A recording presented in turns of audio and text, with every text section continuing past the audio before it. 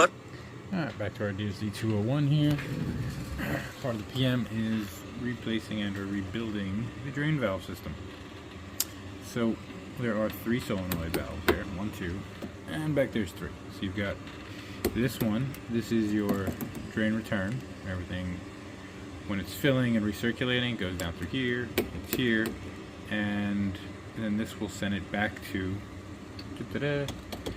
the refill to go back to your reservoir. So this is your reservoir return, this is your basin return, regular drain, and this is to the drain. So this decides when it's water and junk is going to go get thrown out of the machine. This decides when it's disinfectant to get it back over here to let it go back to the reservoir, because stuff costs money, I don't want to waste it. Anyway, in removing these, you've got 3 hoses. 1, 2, and 3. So just little white clips. These are usually cheap. If they're old and brittle, you may just have to break them and replace them. You can use a hose clamp. Just make sure you don't crush this. Or you can get more of these from Medivators or whatever. I'm probably going to redo this tape here too, just to make it look all nice, because it's going to be a sale unit. So I suggest leaving the hoses in place. Help it give it a little support. There are 4 Allen key screws right here. Size is, where's this bit? Fat fingers, there we go. 9/64. Okay. Pay no attention to my dirty fingers. I've been working. So I already took 2 out. You can use an Allen key, you can use a drill, whatever. Just be careful you don't tear anything up. There are metal threading on the other side, so I'm not going to do damage the way you would on the Fabco block assembly. Anyway, I suggest 2 hands, one holds in place, because you don't want to break this. If you break this, you're in trouble. You have to replace this whole assembly here, and you're going to have to call Medivators and pay a premium for that. If you break up here, this whole machine is garbage. So 2 hands is usually good. And these valves have a bit of weight to them, so you might want to not let it drop.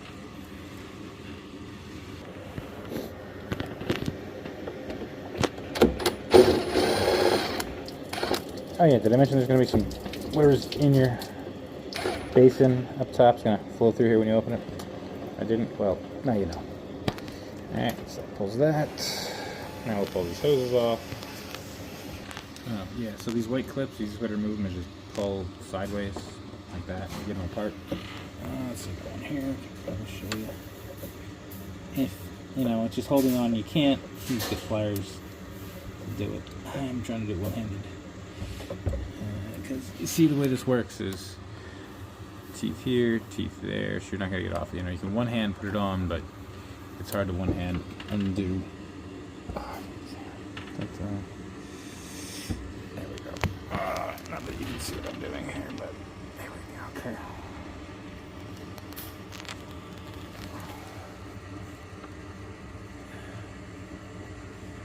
Alright, I'm just thinking with the shakes. Okay. Alright, now it's off. Pull the hoses. Here's our assembly, so now you can easier see that third one.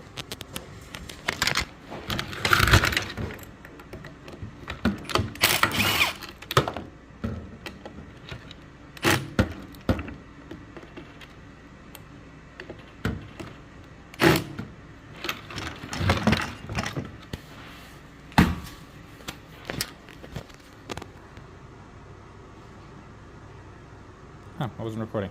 Anyway, so it's been a while since I did this, so I guess I forgot. But on these 4 screws, number 4, this one right here in the bottom, it's hard. You can't get a long bit in there because of this coil's in the way. You can get your Allen key in there, the L part, or you can just pull this coil off. You have to do it anyway, so it's just 4 Phillips screws. They're long. If you're wondering what the orange, reddish paint stuff is, that's the Medivator guy put that on there, so that next time he comes to work on it, he knows if somebody else has worked on this since he was here last.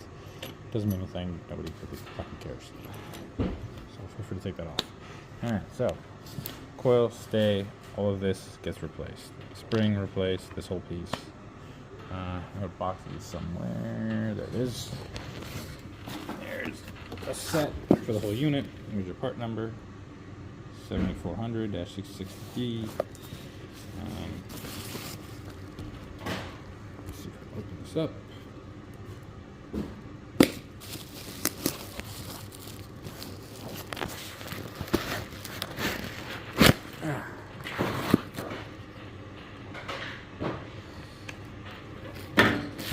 I'll do things one-handed. Imagine how our guys feel. Alright, so here's your kit. Gasket and spring replacements. Here's the actual coil. Try to keep it as one piece. You don't want any resealing issues. But you'll see there's two different types. So you've got, what do we got? The two in the front, your drain and your overfill return, and then the square one is a reservoir return. It's all the same shit, it's just this block is different because there's less room, I guess, there. One of the great things about the DSD 201, which I wish they had kept because the Advantage doesn't have this. It's another reason I hate the Advantage. Tabletops clearly don't have this.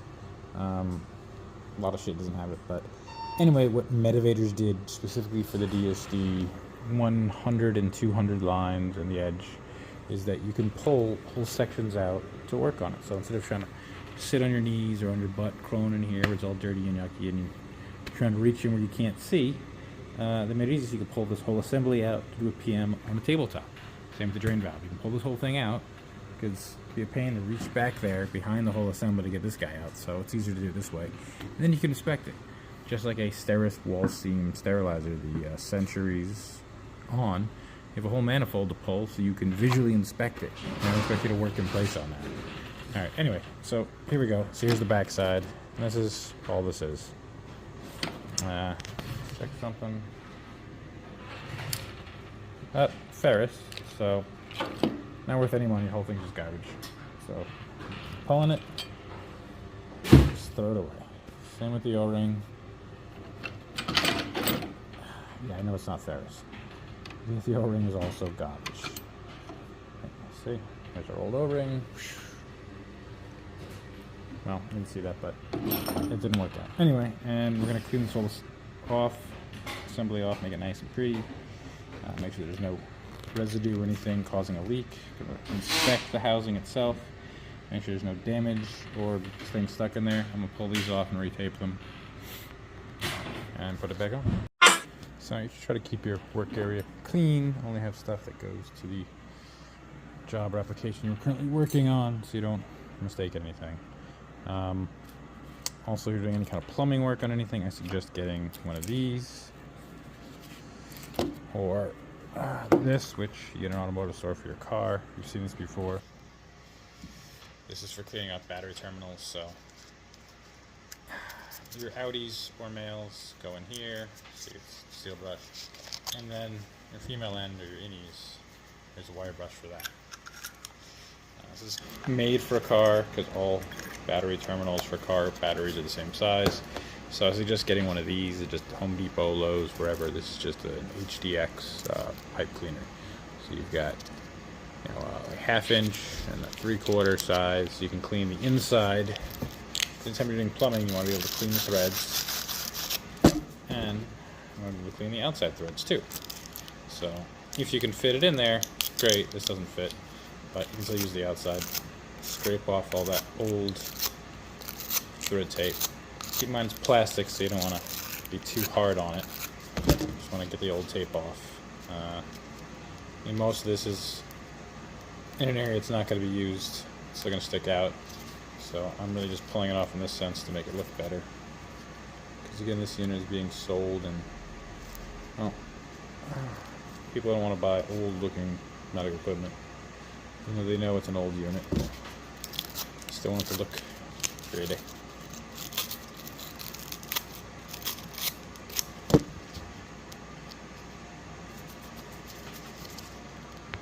So now it's all nice and clean for your thread tape. Now we're going to add some new thread tape. Because this is both a plastic fitting and a used, both ends are used, I'm going to put a little bit of thread tape there. It's just to take up the difference in space between the threads. I'm going to tell you how you should put this on. So you should be putting this on in a clockwise if you're looking at the threaded end. and you're looking at it from in the opening, you're going to go clockwise. If you're looking at it from a different direction, it would be counterclockwise.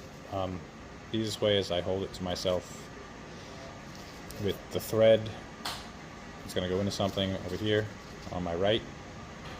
It's going to look different. All right, it looks different because we're on camera, so you're seeing the other side, but whatever. So my right side, this is the opening. So I bring it underneath and over. Or, as I said, clockwise. See where that looks? I'm going clockwise, but it looks counterclockwise there. Yeah, perspective. Anyway, so that's clean. That's clean. Put this back in. Down this bad boy down. Try to remember the direction we were in. It was here, and I need to be right there. So I don't want to go crazy tight. We don't want to be loose either. So once it starts getting snug, get it into position. That's it. So I'm gonna do the same with the other two. All right. Look how much cleaner and nicer that is. So here's retaped, re-entered. Now for the PM kit. There we go. Gaskets.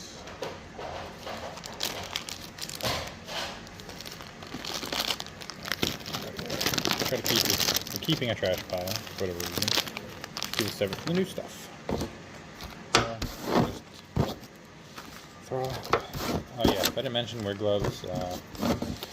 Not dealing with water. If you are, it might be water from sitting there for a long time, has bacteria, blah blah blah.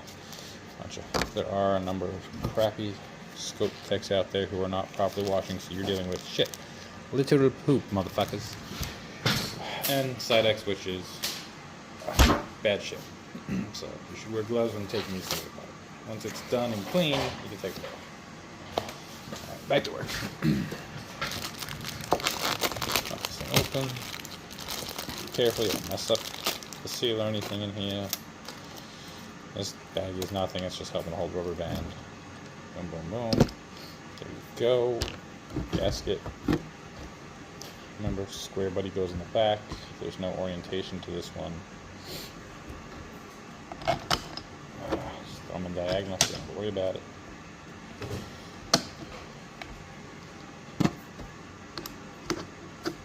This one we can't do enough. Yay!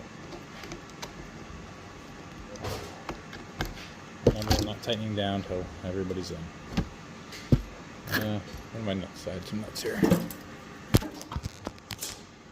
Yeah, I just talked to Mayor about this. Yeah, now that he's gone. Since you don't want these falling off and causing any potential issues, I suggest put the coils on as you go. Try to remember which coil is which. It helps if you label them, because if you know anything about how these work, they activate a coil, and if it's activating the wrong coil, then it's not going to open the right valve. It's going to open the wrong valve. Sometimes I talk fast, forgetting not everybody is on the same page, has the same experience. What would be common sense to me, because I've worked on it so long, it would be common sense to somebody else who has not. So what I'm saying is, before you take the assembly off, while all your coils and things are still attached, either in the machine or when it's sitting on your bench, just mark which one goes where. You can name it, you can just write some on the housing here, A, B, C, 1, 2, 3, whatever. Just so you know which coil goes to which valve. Because, as I'm saying, if you put the wrong coil on the wrong valve, when the system decides, hey, we should return this to our disc tank, our reservoir, and it would be opening this one, but if this coil is sitting in one of these two, then it's not going to. Then you may end up with your expensive disinfectant or HLD, OPA, Sidex, Rapicide, whatever your group buys. It's going to go down the drain, and so it's going to be a problem. You would definitely get in trouble. So just label your coils beforehand. I mean, the nice part of the DSD is that you have pretty much two of everything. So if you forget something or make a mistake, there's the mirror image. You can look over there and figure it out. Oh yeah. Before you put the coil on, though, I made a boo-boo. Don't forget.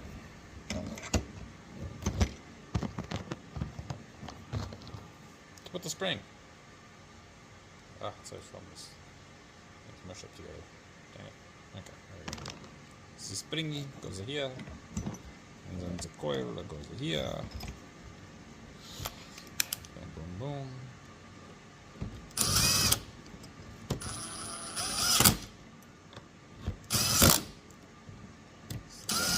Diagonal pattern. These aren't the crazy size, just snug.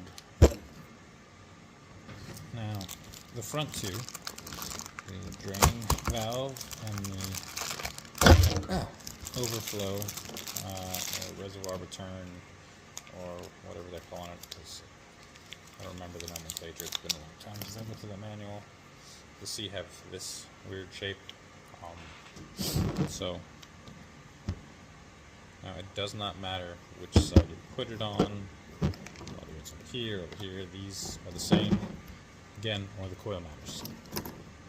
So, gasket, check, make sure it goes in there, because it sits nicely. If you've got gasket lube, that'd be awesome, keep from drying out. Put that up there, checker. Drop some bolts in place. Units all held, so just getting them started. Getting it started doesn't matter the order. We're going to start tightening.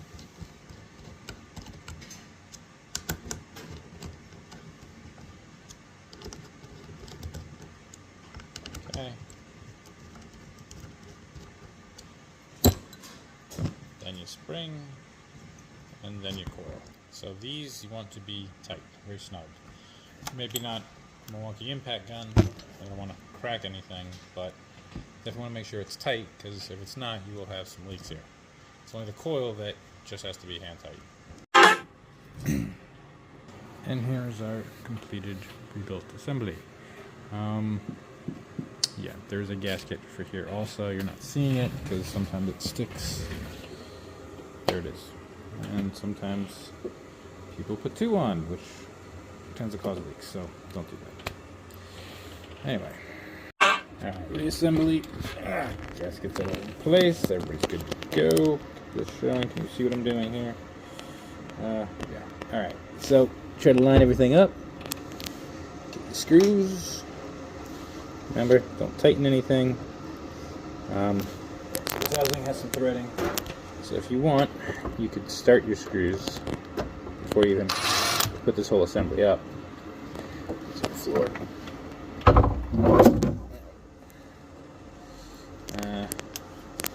Since it's threaded, these will hold. Just gotta feel to the side. Yeah. And make sure it's not poking through. Because if you go in at a weird angle, it's not gonna sit properly.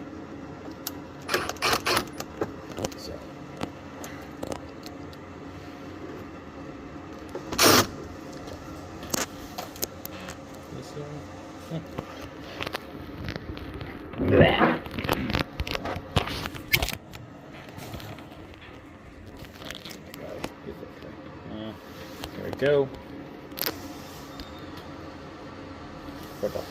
So, assembly in place.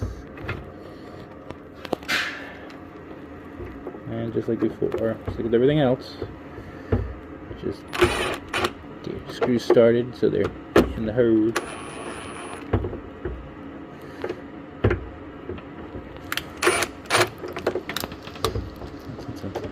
It's usually easier with one of those bottom guys.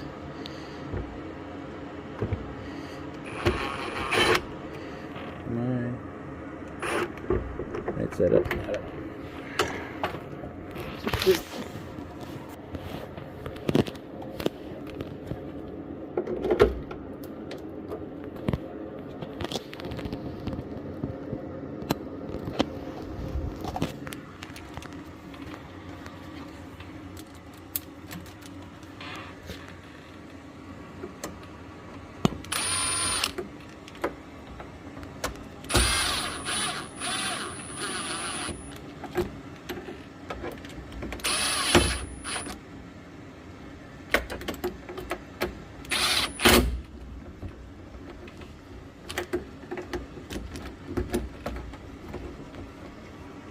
There we are. Okay. place, solid. Tighten this up a little bit. All 3 hoses back on, clips are on, just hand is enough. Alright, that's it. Now when I'm done with the side, we'll put everything back in, plug these in. When you're taking off these electrical connectors, you can label them, but you really don't need to. There's going to be one that's unused, and then all the other ones are different pin sets, so it doesn't make a difference. See, this is a 9. There's a 3, 6, 12. You're not going to be able to do anything. It's only the compression disinfectant pumps that are the same, and those should be labeled. Yeah, that's it.